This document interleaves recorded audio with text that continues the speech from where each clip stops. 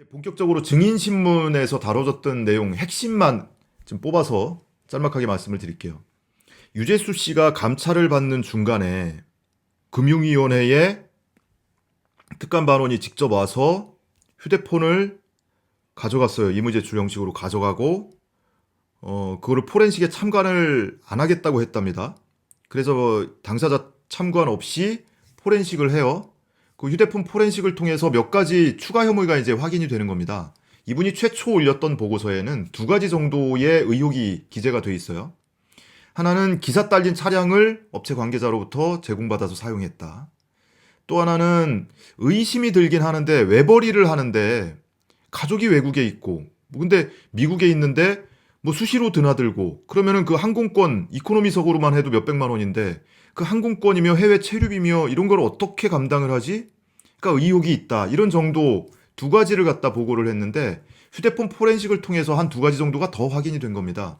그 업체 관계자로부터 골프 빌리지, 골프채를 무상으로 사용했다. 제공을 받았다. 그리고 골프채를 선물 받았다.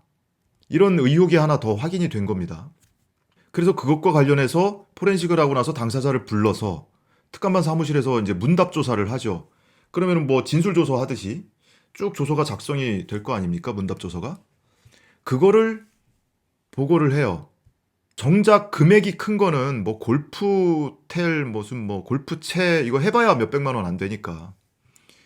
해외 항공권, 체류비 이런 것들이 이제 금액이 커지잖아요. 몇천만 원대로 갈 수 있는 거고. 그러니까 그게 중요했던 거죠. 그래서 네가 출입국 기록에 있는 그 항공권 구매 내역이라든지 이런 걸 제출을 해라 자료를. 너에게 있는 의혹을 해명할 수 있는 자료를 제출해라 라고 한 것이겠죠. 그랬는데 유재수 씨가 뭐 한두 건 내는 신용만 했다는 거예요. 본인이 결제한 것만. 그 기록만 제출을 했다는 거예요. 그래서 야 네가 드나든 거 다 제출해야지. 나머지 자료 갖고 와. 했는데 그때부터 유재수 씨가 전화도 안 받고 금융위원회 확인해 보니까 병가 내고 잠수를 탄 겁니다. 말하자면. 뭐 그 이후에 한 차례 정도는 뭐 통화를 하긴 했다고 해요. 그러니까 더 이상 감찰이 진행이 될 수가 없던 겁니다. 그 상황에서 어떤 일을 했냐?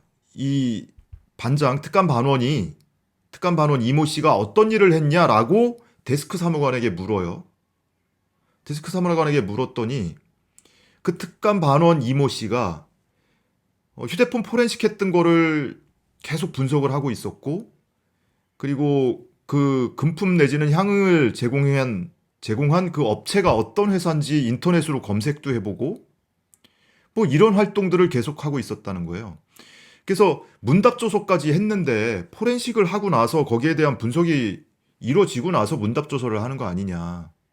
문답조사를 하는 거 아니냐라고 물었더니 포렌식이 너무 방대해서 한참을 하고 다른 반원들까지 투입돼서 교차 확인도 하고 뭐 이랬다는 거예요. 그리고 해당 업체가 어떤 업체인지 인터넷으로 확인을 했다. 한 10분 하면 되나요? 그러니까 무슨 얘기냐면 유재수 씨가 잠수 탄 상황에서도 계속 우리는 감찰 활동을 하고 있었다라는 거죠. 중단되지 않았다. 나름의 할 수 있는 일들이 있었다라는 얘기를 하고 싶은 겁니다. 그런데 이 데스크 김모 씨가 이렇게 진술을 한 거예요. 반원이 그런 활동들을 계속하고 있었다. 근데 정작 특감 반원, 당사자 이모 씨는 증인신문을 하는데 검찰이 묻습니다. 변호인이 묻는 것도 아니에요. 검사가 그 유재수 씨 병가 가고 나서 어떤 활동을 하고 있었냐. 특별감찰과 관련해서. 자료를 제출하라고 해놓고 그거 기다리는 거 외에 다른 건 한 게 없다. 내가 아무것도 안 했어요. 할 수 없었어요. 본인은 아무것도 안 했다는데 엉뚱한 사람이 제가 이걸 하고 있었다는 거예요. 뭔가 일을 계속하고 있었다. 그러니까 감찰을 계속하고 있었다 우리는. 그리고 앞으로 자료 제출을 전제로 해서 뭔가 더 할 수 있는 일들을 계속 찾고 있었다. 이 얘기를 하고 싶은 건데 정작 본인은 아무것도 안 하고 있었다는 거예요. 대신에 뭐 검찰 조서에도 없는 내용인데 뭔가 상상을 하고 있었대요. 이런 방법을 써보면 어떨까? 대한항공의 직원하고 주고받은 문자가 있으니까 그 직원을 통해서 뭔가 사실관계 확인을 하거나 아니면은 금융위원회나 뭐 이런 금융기관을 통해서 외환 거래 내역이라든지 해외 계좌 내역이라든지 이런 것에 대해서 확인을 해볼 수도 있지 않을까. 이런 상상을 하고 있었다는 겁니다. 근데 본인 동의 없이 이런 금융 정보가 제공이 가능한가요? 본인은 지금 자료 제출 거부하고 있는데 본인이 동의를 해야 가능한 거잖아요. 그리고 수사권이 없기 때문에 어떤 공문을 통해서 받아볼 수 있는 자료가 아닙니다. 그렇죠? 압수수색을 하든 그래야 받아볼 수 있는 자료죠. 더더군다나 대한항공은 민간 회사예요. 그리고 누군가가 만약에 항공권을 대납을 해줬다면 그 사람은 민간인입니다. 그럼 그 사람을 감찰하는 거는 불법이죠. 거기에 물론 걸쳐 있는 거죠. 유재수 씨와 그 누군가의 민간인이 걸쳐 있는 건데 그걸 누가 결제를 했냐 확인을 하는데 당사자 동의 없이 또는 결제한 사람 동의 없이 만약에 제3자가 결제를 해준 거라면 대납을 해준 거라면 그 사람은 민간인 아닙니까?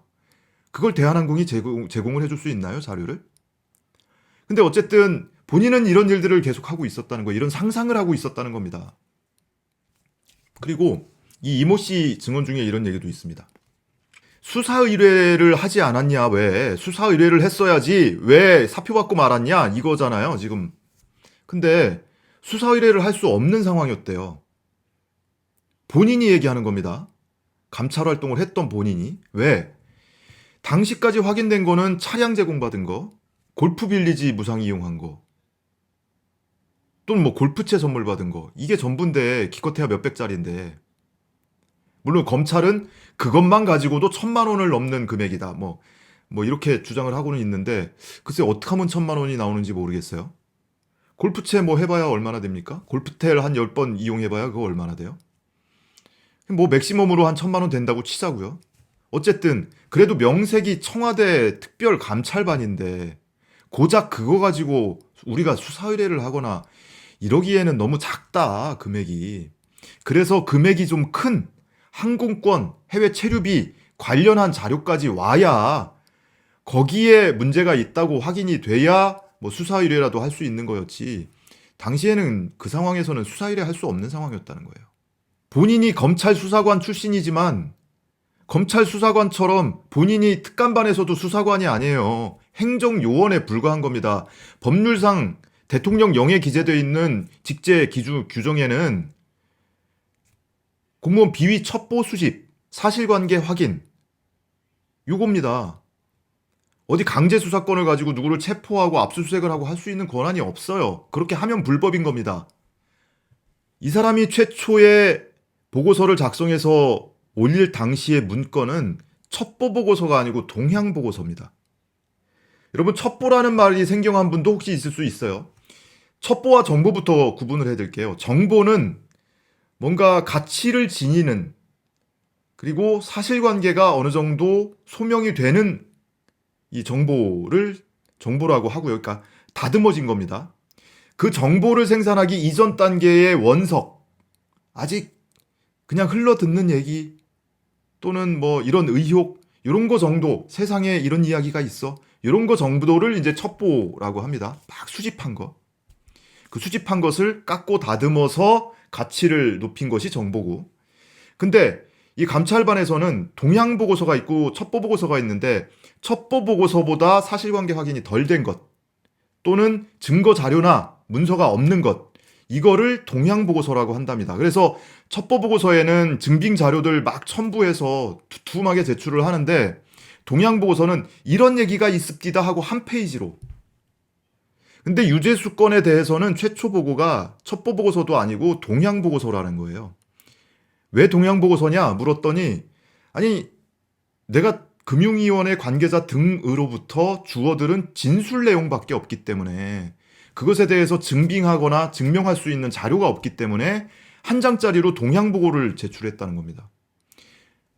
근데 검찰은 이것이 굉장히 중요한 사건이고 비위 의혹이 굉장히 중대했기 때문에 감찰반이 또는 민정수석 결정으로 직접 감찰을 결정했다. 이렇게 주장을 하고 있거든요. 근데 저는 좀 다른 시각으로 보이는 것이 직접 감찰은 감찰반에서 하는 모든 일이 다 직접 감찰입니다. 그죠? 이분이 어디 여기저기서 떠도는 얘기를 듣고 금융위원회 근무하는 누군가로부터 실제로 신빙성 있는 얘기까지 수집을 해서 동향보고서를 꾸몄어요. 이미 감찰한 거예요. 그게 감찰이에요.